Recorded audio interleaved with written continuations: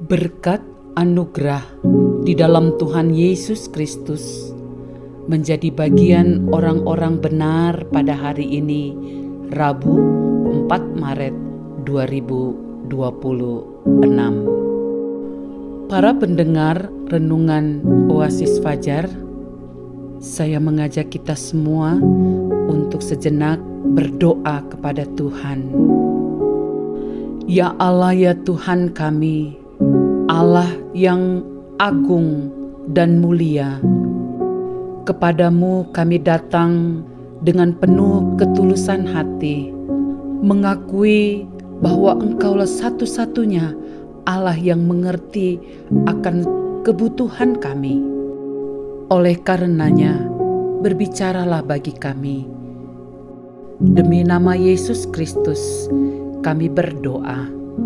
Amin. Para pendengar renungan Oasis Fajar, pembacaan firman Tuhan terdapat dalam kitab Daniel 9 ayat 7 hingga ayat 10. Ya Tuhan, Engkaulah yang benar, tetapi patutlah kami malu seperti pada hari ini, kami orang-orang Yehuda, penduduk kota Yerusalem, dan segenap orang Israel, mereka yang dekat dan mereka yang jauh, di segala negeri kemana Engkau telah membuang mereka, oleh karena mereka berlaku murtad terhadap Engkau. Ya Tuhan kami, raja-raja kami, pemimpin-pemimpin kami, dan bapa-bapa kami patutlah malu, sebab kami telah berbuat dosa terhadap Engkau. Pada Tuhan Allah kami ada kesayangan dan keampunan, walaupun kami telah memberontak terhadap Dia dan tidak mendengarkan suara Tuhan Allah kami yang menyuruh kami hidup menurut hukum yang telah diberikannya kepada kami dengan perantaraan para nabi, hamba-hambanya. Pengakuan yang tulus. Inilah judul renungan kita pada hari ini. Ayat 7 sebagai ayat penekanan. Ya Tuhan, Engkaulah yang benar, tetapi patutlah kami malu seperti pada hari ini.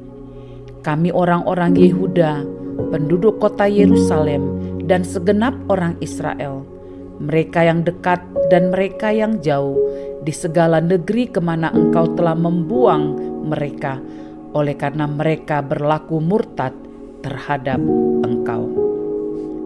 Setelah kejatuhan manusia dalam dosa, salah satu karakter yang terbangun dan melekat dalam diri manusia sampai saat ini adalah sulit mengakui kesalahan. Kecenderungan manusia sejak di Taman Eden adalah menyalahkan keadaan atau orang lain, yang kita kenal dengan istilah mencari kambing hitam. Manusia berusaha membangun benteng pembenaran diri untuk melindungi harga dirinya. Namun tidak demikian dengan Daniel.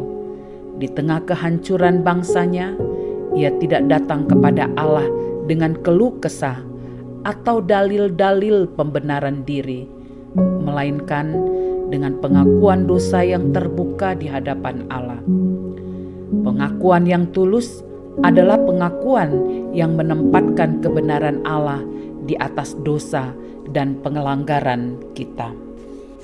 Daniel 9 ayat 7 mengajar bagaimana Daniel mengakui bahwa apapun yang Tuhan lakukan, termasuk mengizinkan bangsa Israel dibuang ke Babel, adalah tindakan yang adil. Daniel tidak merasa menjadi korban dari keadaan yang dialami bangsanya.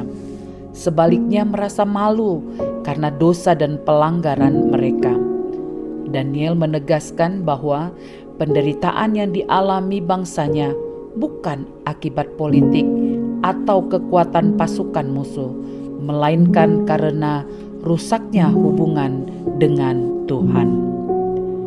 Dalam kehidupan sehari-hari, kita pun sering diperhadapkan pada keadaan yang sulit untuk mengakui pelanggaran kita. Namun, apapun situasinya, pilihlah untuk bersikap seperti Daniel. Jangan pernah takut jujur di hadapan Tuhan. Dunia menghakimi mereka yang mengaku salah, tetapi Allah memeluk kita yang datang dengan hati yang hancur. Pemazmur berkata, korban sembelihan kepada Allah ialah jiwa yang hancur, hati yang patah dan remuk, tidak akan kau pandang hina, ya Allah. Pengakuan kita hari ini akan mendatangkan kekuatan baru untuk menjalani hari-hari selanjutnya. Penegasan: mengaku dengan tulus segala dosa dan pelanggaran kita di hadapan Allah akan mendatangkan pemulihan bagi hidup kita, sebab Allah yang benar dan adil juga adalah Allah yang penuh kasih dan pengampunan. Saudara-saudaraku, mari kita berdoa. Tuhan, ajar kami untuk mengakui dosa dan pelanggaran kami dengan tulus di hadapan-Mu, dan tuntun langkah hidup kami dalam kebenaran-Mu. Dalam nama Tuhan Yesus, kami berdoa. Amin. Para pendengar Renungan Oasis Fajar, inilah bagian-bagian dari uraian firman Tuhan dan renungannya bagi kita semua. Selamat menikmati hari-hari yang diberkati Tuhan. Amin.